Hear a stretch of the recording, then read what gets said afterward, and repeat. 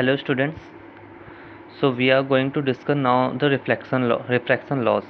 पिछले टॉपिक हमने basic refraction देखा था, रिफ्रैक्शन होता क्या। अब रिफ्रैक्शन के लॉज देखते हैं होते क्या। अब बेसिक सबसे पहले बात करें तो रिफ्रैक्शन में सबसे पहले हमने रिफ्लेक्शन की बात कर लेता हूँ। रिफ्लेक्शन में क्या होता था कि इंसिडेंट रे, आपका रिफ्लेक्टर रे और नॉर्मल साफ आपका एक प्लेन में लाई करा। तो सिमिलरली यहाँ पर भी first law as it is ये है कि फर्स्ट चीज़ मैं एक डायग्राम बनाता हूँ, इसका बेसिक डायग्राम। ये आपका इंसिडेंट रे हो गया, ये आपका एंगल हो गया, एंगल ऑफ इंसिडेंस, और ये नॉर्मल से बनता हो एंगल ऑफ रिफ्रैक्शन। ये हो गया मीडियम फर्स्ट, और ये हो गया आपका मीडियम सेकंड। क्लियर है। तो यहाँ पे सबसे पहला ये क्या आ गया कि आपका इंसिडेंट रे हो गया, और आपका रिफ्रैक्टेड रे, और आपका नॉर्मल ये हो गया एन प्राइम। ये नॉर्मल आपका सब किस में लाई करेंगे, all lie in a same plane. ठीक है। तो सबसे पहला लॉ ये है। सेकंड लॉ क्या कहता है, अब रिफ्लेक्शन का सेकंड लॉ क्या था, इंसिडेंस एंगल और रिफ्लेक्शन एंगल क्या होते थे, इक्वल होते थे। ये होता था आपका रिफ्लेक्शन में। लेकिन रिफ्रैक्शन के केस में क्या होगा, रिफ्रैक्शन में कहा गया ratio of sine of angle of incidence to the sine of angle of refraction is always constant. That means sine of incidence angle और साइन ऑफ रिफ्रैक्शन एंगल का रेशियो हमेशा क्या आएगा, कांस्टेंट। क्लियर है। यहाँ पे हमने नॉर्मल एंगल लिया था तो हमेशा क्या आते थे, वो इक्वल आते थे। लेकिन इस केस में क्या होता है, मैंने आपको पहले बताया था, रिफ्रैक्शन एंगल क्या होता है, इंसिडेंस एंगल से छोटा भी हो सकता है, ज़्यादातर केस में बड़ा हो सकता है, या फिर उससे छोटा हो सकता है। दैट मीन्स तो डिपेंड, जरूरी नहीं कि दोनों इक्वल होंगे। अब ये दोनों आपस में चेंज भी हो सकते हैं। तो अब यहाँ पे क्या हुआ, साइन ऑफ इंसिडेंस एंगल और साइन ऑफ रिफ्रैक्शन एंगल का दोनों का रेशियो क्या आता है, कांस्टेंट आता है। अब यहाँ पे हमें साइन क्या होता है, साइन आपका एक ट्रिग्नोमेट्रिक रेशियो है, जो आप लोग मैथ्स में पढ़ लोगे, नहीं तो आपको जब ये टर्म्स आएंगे तो आपको बताया जाएगा एक्चुअली में कि साइन एंगल का यूज़ क्या करना है या इनकी वैल्यूज़ क्या क्या होती हैं। क्लियर है। अब इसी के बारे में और बात करें तो इसी कांस्टेंट का नाम दिया गया रिफ्रैक्टिव इंडेक्स। क्लियर है। इस कांस्टेंट को क्या नाम दिया गया, रिफ्रैक्टिव इंडेक्स, दैट इज जिसे रिप्रेजेंट किया गया एन से। एन की वैल्यू हो गई आपकी sine I upon sine R. दूसरी चीज़ क्या होती है, ग्लास का रिफ्रैक्टिव इंडेक्स वाटर के रिफ्रैक्टिव इंडेक्स से ज़्यादा होता है। अब रिफ्रैक्टिव इंडेक्स ज़्यादा होने का मतलब क्या हुआ, किसी का रिफ्रैक्टिव इंडेक्स ज़्यादा या किसी का कम है, तो बेसिकली रिफ्रैक्टिव इंडेक्स आपका क्या बताता है कि उसकी बेंडिंग एबिलिटी क्या है लाइट की। जिसका रिफ्रैक्टिव इंडेक्स ज़्यादा होगा उसके अंदर बेंडिंग एबिलिटी क्या होगी, ज़्यादा। दैट मीन्स वो लाइट को टुवर्ड्स द नॉर्मल या अवे द नॉर्मल हमेशा ज़्यादा बेंड करेगा। वैसे डिपेंड करे ज़्यादातर वो रेयर टू डेंसर मीडियम आ रहा है, डेंसर टू रेयर मीडियम जा रहा है। ये मैंने आपको बताया था। रेयर टू डेंसर के केस में क्या होता है, टुवर्ड्स द नॉर्मल होता है, और डेंसर टू रेयर के केस में क्या होता है, अवे द नॉर्मल बेंड होती है। तो यहाँ पर जिसका भी रिफ्रैक्टिव इंडेक्स ज़्यादा होगा उससे क्या कहेंगे हम, उसका रिफ्रैक्टिव, उसके लिए क्या होगा, रिफ्रैक्टिव इंडेक्स ज़्यादा जिसके लिए होगा उसके लिए बेंडिंग एबिलिटी भी क्या होगा, ज़्यादा होगा। दैट मीन्स वो लाइट ज़्यादा बेंड होगी।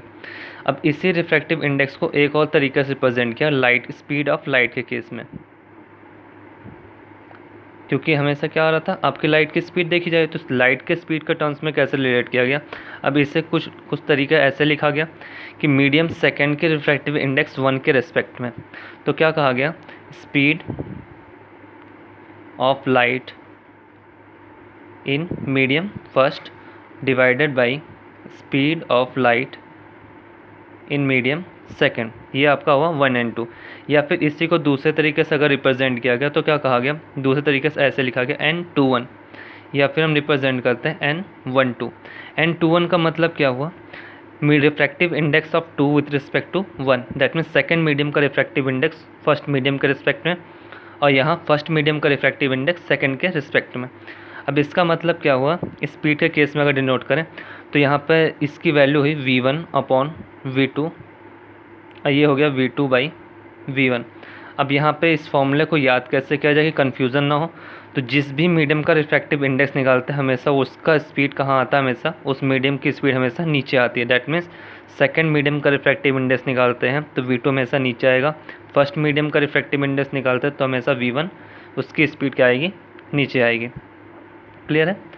दूसरी बात यहाँ पे क्या कहेगी, अब अगर रिफ्रैक्टिव इंडेक्स ज़्यादा है दैट मीन्स उसकी ऑप्टिकली वो मीडियम क्या होगा, डेंसर मीडियम होगा।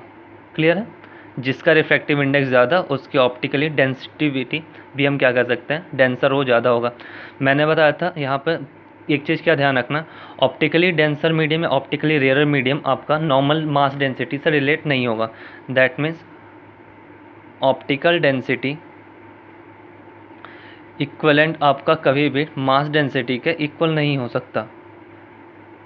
क्लियर है? दैट मीन्स इसका एक एग्जांपल लेते हैं। केरोसिन के केस में क्या होता है, केरोसिन ऑप्टिकली तो डेंसर है ज़्यादा, लेकिन अगर नॉर्मली हम बात करें तो water is more denser then kerosene. ये नॉर्मली मास डेंसिटी की बात की जाए, लेकिन ऑप्टिकली डेंसर की बात की जाए तो केरोसिन ज़्यादा यहाँ पे डेंसर होगा। दैट मीन्स जिसका रिफ्रैक्टिव इंडेक्स ज़्यादा होगा वो ऑप्टिकली डेंसर भी ज़्यादा होगा। दूसरी चीज़ क्या है, मैंने यहाँ पे आपको बताया N21 की वैल्यू क्या हुई, V1/V2, और दूसरी N12 की वैल्यू क्या हो गई आपकी, V2/V1। दैट मीन्स अगर देखोगे तो दोनों रिलेशन आपस में क्या है, रेसिप्रोकल दिख रहे हैं। दैट मीन्स इनके बीच में आपस में एक और रिलेशन क्या बनता है, N21 की वैल्यू हमेशा N12 के क्या होगी, रेसिप्रोकल होगी। दैट मीन्स फर्स्ट मीडियम से लाइट अगर सेकेंड मीडियम में जा रही है तो उसका refractive index 1/, that means first medium to second medium, that means first medium से सेकेंड मीडियम की तरफ होगी। क्लियर है? दूसरी एक और चीज़ क्या है, रिफ्रैक्टिव इंडेक्स अगर, ये तो हो गया, अगर नॉर्मल हम रिफ्रैक्टिव इंडेक्स एक मीडियम का दूसरे के रिस्पेक्ट में निकालते हैं तो इसी को हम दूसरा नाम क्या देते हैं, रिलेटिव रिफ्रैक्टिव इंडेक्स। अब अगर हम किसी भी मीडियम का वैक्यूम के रिस्पेक्ट में, वैक्यूम से अगर लाइट ट्रेवल कर रही है, एक मीडियम आपका क्या हो गया, वैक्यूम, वैक्यूम से नेक्स्ट मीडियम में ट्रेवल कर रही है तो इसी को हम दूसरा नाम क्या देते हैं, absolute refractive index. That means absolute refractive index क्या हो गया, speed of light in vacuum, vacuum में स्पीड और मीडियम में स्पीड इन मीडियम, मीडियम में लाइट की स्पीड क्या है, ठीक है, ये आपकी लाइट की स्पीड है, तो ये आपका आ गया एब्सोल्यूट रिफ्रैक्टिव इंडेक्स। क्लियर है? तो इसको हम या तो रिफ्रैक्टिव इंडेक्स का, बाकी इसके बारे में मैंने आपको बता दिया, हमेशा रिफ्रैक्टिव इंडेक्स 2 का विथ रिस्पेक्ट टू 1 और N12 का मतलब क्या हो गया, 1 का विथ रिस्पेक्ट टू 2। क्लियर है? अब एक न्यूमेरिकल हम देख लेते हैं। फर्स्ट न्यूमेरिकल है आपका, एक सब्सटेंस है जिसमें स्पीड ऑफ लाइट दी गई 1.25 × 10⁸ और एयर में उसकी स्पीड इतनी दी गई, तो रिफ्रैक्टिव इंडेक्स निकालना है। अब अगर मैं इसको सेकंड मीडियम मान लेता हूँ सब्सटेंस को, तो क्या हो जाएगा, रिफ्रैक्टिव इंडेक्स हो गया N21 निकालना है, तो यहाँ किसकी स्पीड आएगी, V2, दैट मीन्स सेकंड वाले का ये हो गया V1। अब V1 आपका एयर के में हो गया, एयर मीडियम में स्पीड कितनी है, 3 × 10⁸, ये हो गया 1/25 × 10⁸, ये कैंसिल आउट, ये डेसिमल ऊपर गया तो कितना आ गया, 300/125। आप इसको सॉल्व कर लो तो आपको आपका रिजल्ट मिल जाएगा। फिर एक और लास्ट क्वेश्चन देखते हैं, सिंपल से क्वेश्चन है, रिफ्रैक्टिव इंडेक्स वाटर का एयर के रिस्पेक्ट में दिया गया 4/3, तो पूछा जा refractive index of air with respect to water. अब मैंने आपको बताया था सेकेंड मीडियम का फर्स्ट के रिस्पेक्ट में रिफ्रैक्टिव इंडेक्स, या फिर वो फर्स्ट मीडियम का सेकंड के रिस्पेक्ट में रिफ्रैक्टिव इंडेक्स क्या होता है, रेसिप्रोकल। अब यहाँ पे अगर वाटर को मैं सेकंड मीडियम ले लूँ, एयर को फर्स्ट मीडियम लेता हूँ, तो ये क्या होगा, इसकी N21 की वैल्यू दी गई है 4/3, तो N12 की वैल्यू कैलकुलेट करनी है, तो N12 की वैल्यू क्या होगी, 1/N21, that is 1/4/3, that is 3/4। Clear है? आगे हम नेक्स्ट लेक्चर में देखेंगे। ठीक है, ओके, थैंक यू।